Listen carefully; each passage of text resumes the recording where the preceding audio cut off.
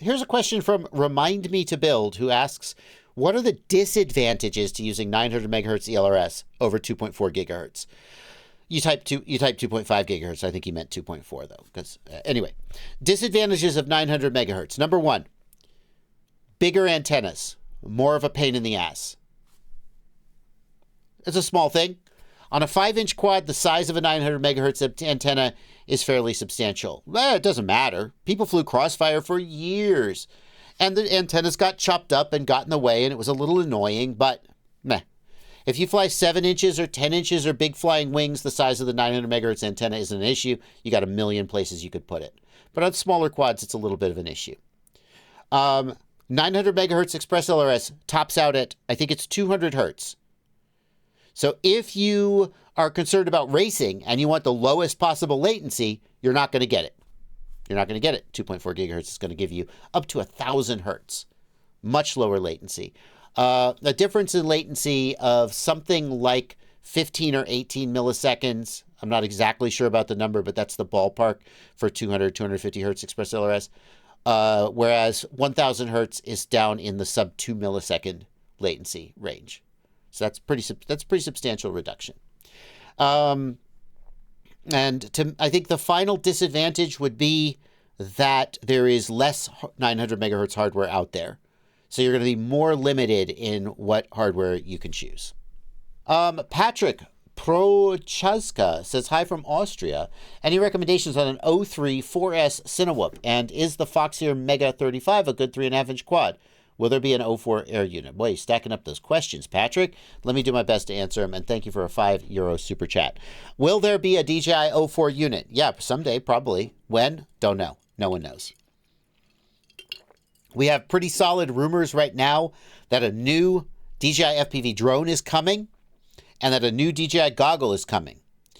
In the past, what we've seen is like the Avata came out with the 03 in it, and then the 03 was available separately. So maybe that will happen, but we don't know a timeline. And there's no actual confirmed rumors of a new 04 air unit. Just the assumption that the new FPV drone will come with a new 04 air unit. Any recommendations on an 03 4S Cinewhoop? My favorite buy-and-fly Cinewhoop is the GepRC Cinelog 3.0. Or Cinebot 3.5, also pretty good. Is the Foxeer Mega 35 good? Let's look at it.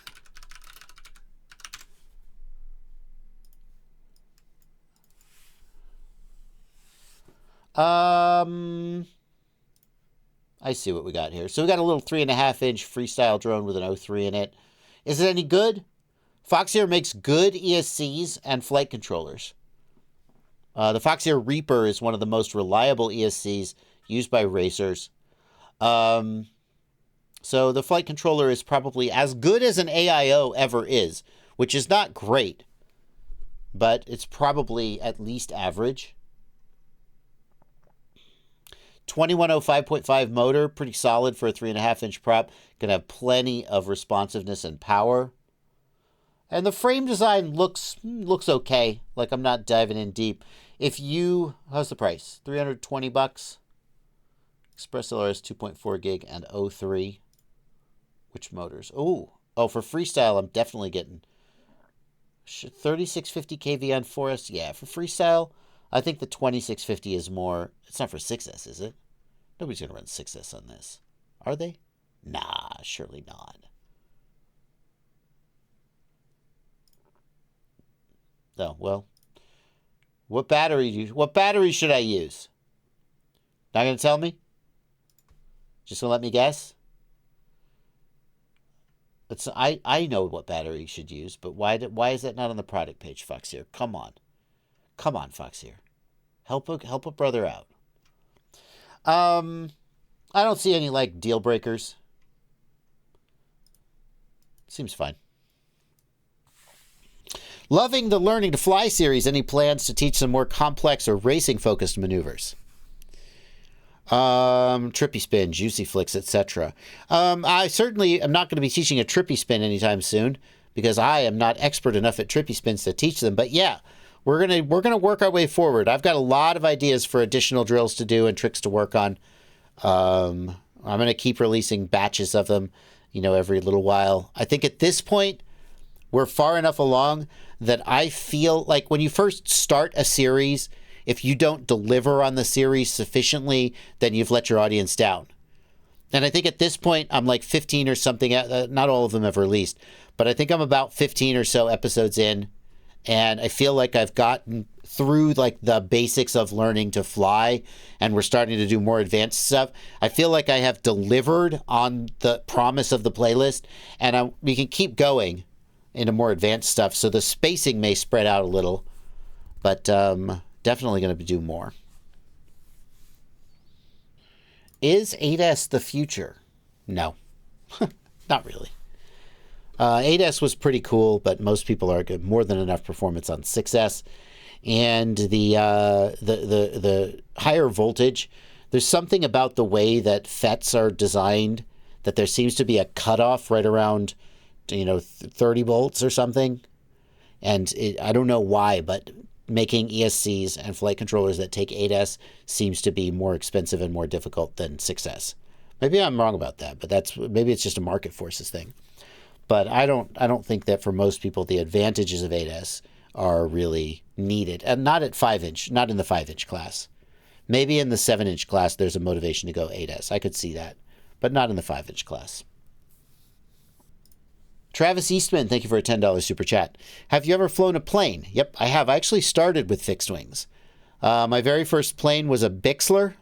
If you flight test, Bixler from Hobby King, actually, named after and made in partnership with Josh Bixler from Flight Test. And I built a flying wing as well. I don't remember. I think it was the Tetsumo. Yeah. In fact, if you look, I wonder, I'm not going to take too long searching, but I bet I could find some very early videos I did. Look at this. Well, if you're like me and a lot of people, you hate putting the screws in your Bixler 2 to hold the wings in. And I had a 9 years where ago. when it crashed, the magnets will give way before the foam breaks. Yeah. So there's me and my Bixler with these magnets made to hold the wings in, so I don't have to put the screws in. Way back when, 9 years ago. One of the very first videos I posted to YouTube trying to be helpful.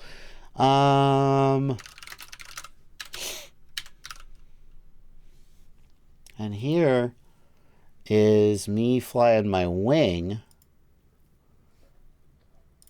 around a park near our house. And there's head tracking gimbal on there. Yep, that's a flying wing for you. It's all over the frickin' place. Still.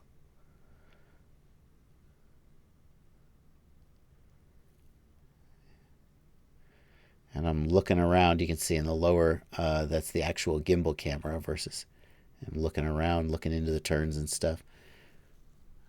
Yep. I'm getting low. Anyway. So yeah, I totally have flown wings. I got drawn into drones because FPV Gear is all drone centric. Would love to see you build a plane. Yeah. Puppet Axis, thank you for a $5 super chat. I have a Jumper T20 and learning FPV in the sim. Is it a bad idea to put springs on my throttle to help learn? Yes, it's a bad idea. FPV, so if you're flying an autonomous drone that has altitude hold, then a spring-loaded throttle might make sense. Otherwise, the spring will cause the throttle to center. That has no meaning because you need to be looking at whether the drone is climbing or descending, and you need to be modulating the throttle based on what the drone is doing. The center, there is no reason to prefer pulling your throttle to center when you're flying in acro mode or flying basically an FPV drone. The center doesn't mean anything. You just need to fly the damn drone. It's not going to help. Now, I have flown FPV drones with spring-loaded throttle, and you just have to ignore the spring and override it with your muscles, which isn't that hard. But it's not helping. It's just getting in the way.